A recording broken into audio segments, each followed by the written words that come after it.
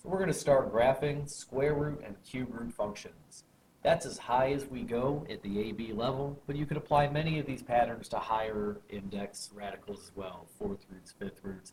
We're just going to stick with these two. So our parent function for the square root is f of x equals square root of x.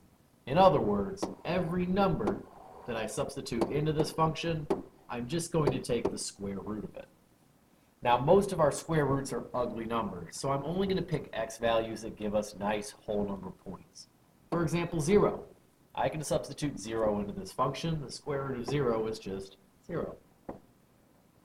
I can also substitute 1 into this function. The square root of 1 is just 1.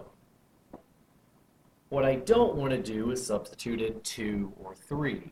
Those are going to return ugly numbers that I really don't want to deal with. So the next perfect square is 4. The square root of 4 is 2. That's a nice, easy point to find. We also get 9. The square root of 9 is 3. And that is the nice, that is the last nice point that fits on this graph, this 10 by 10 grid that we have. Note that we can't put any numbers to the left of 0 in there. If I try to substitute in -1, go for it, put it in your calculator, it's going to come back error undefined. So we can't put any negative numbers in here. I could keep going positive if I had more room, but I don't have any more room. So we're just going to connect the dots and move on. So note that the square root function has a very clear endpoint. It's got a place where the graph ends or perhaps starts, depending on how you're looking at this thing. But there's a clear point where there suddenly is no graph. That is called an endpoint. And for our parent function, the endpoint is 0, 0. The domain, in other words, all the x values I'm allowed to use, well, that's going to be everything greater than or equal to 0, because I get everything on the right side of 0. The range is y values, and note that we don't have any negative y values for the parent function. So the range is also going to be all y values greater than or equal to 0.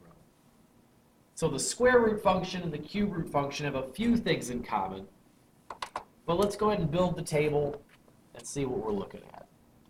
So the cube root function, instead of the square root of x, will be the cube root of x. No surprise there. And if I substitute in the value 0, I get back a 0. If I substitute in the value 1, I get back a 1. So far, it looks a whole lot like the square root function.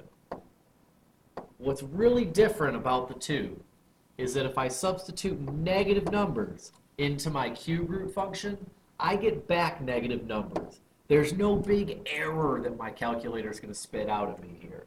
I can substitute negative numbers into the cube root function all day long. Now there's only two other points that are going to fit on my 10 by 10 grid. One of them is 8. The cube root of 8 is 2. And then on the other side we get -8, comma -2.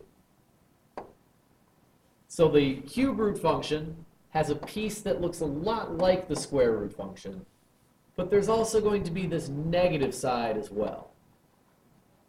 So the cube root function has two pieces instead of the square root function's single piece. So instead of an end point, this point in the middle, we just call that a turning point. Note that it's the same point, 0, 0, as we had for the square root function. We're just giving it a different name because it no longer makes sense to call it an endpoint. The graph doesn't end there. It just kind of changes direction. The domain now is all real numbers. We usually abbreviate that with that bold R. The range is also all real numbers. This graph is going to touch every single x and y value that's out there. So each graph has a few things that make it unique. There are also a few things that are similar between the two of them. One thing we're going to start doing is transforming these graphs around the coordinate plane, moving them up, down, left, right, maybe giving them some stretch. So we've done this in the past, but it's worth having in our notes, having all of those rules again. So h is going to be something that is underneath the radical along with our x. That is our horizontal shift. You can remember that because H stands for horizontal. Again, horizontal is left and right. K is going to be the value on the outside of the radical, something we're adding or subtracting outside of that square root. That is our vertical shift. So you can remember it as H is horizontal and K is vertical. The more phlegm, the better. The vertical shift is our up and down.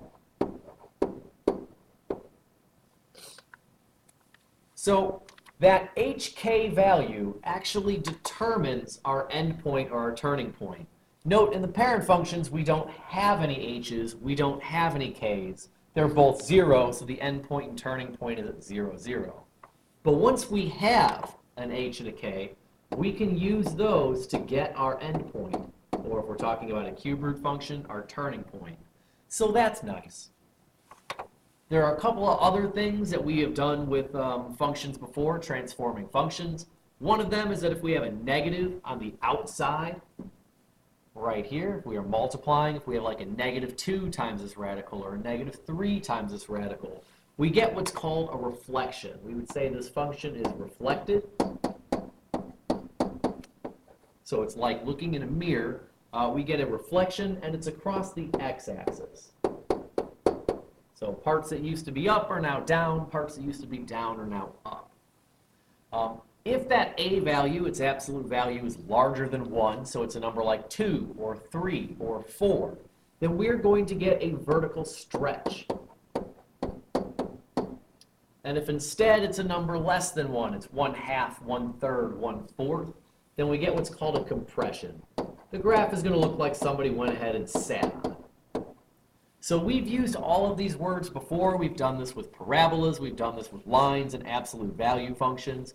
These same properties also apply to square and cube root functions as well.